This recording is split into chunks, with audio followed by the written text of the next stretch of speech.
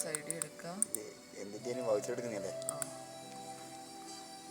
മെയിലിൽ പോവുക, പേസ്റ്റ് ചെയ്യുക. ഇപ്പോൾ ഈ നമ്പർ സെയിം വരും, അതെടുക്കുക.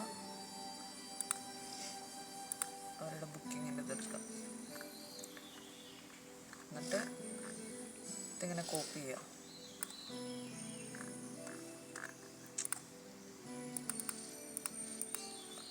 പോയി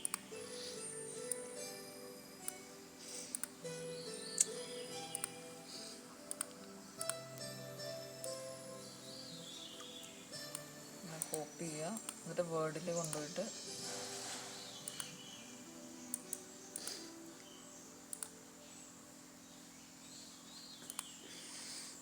പേസ്റ്റ് ചെയ്യുക. എന്നിട്ട് ആരുടെയാണ് വൗച്ചർ എന്ന് വെച്ചാൽ ആ പേര് വെച്ചിട്ട് സേവ് ചെയ്യുക. സേവ് ആസ് കൊടുത്തിട്ട് ഡോക്യുമെൻറ്റ്സിൽ അവരുടെ പേരടിക്കുക. അങ്ങനെ സേവ് ചെയ്യും. PDF-ലോ വേർഡിലോ രാജോ അങ്ങനെ സേവ് കൊടുക്കുക. കഴിഞ്ഞു.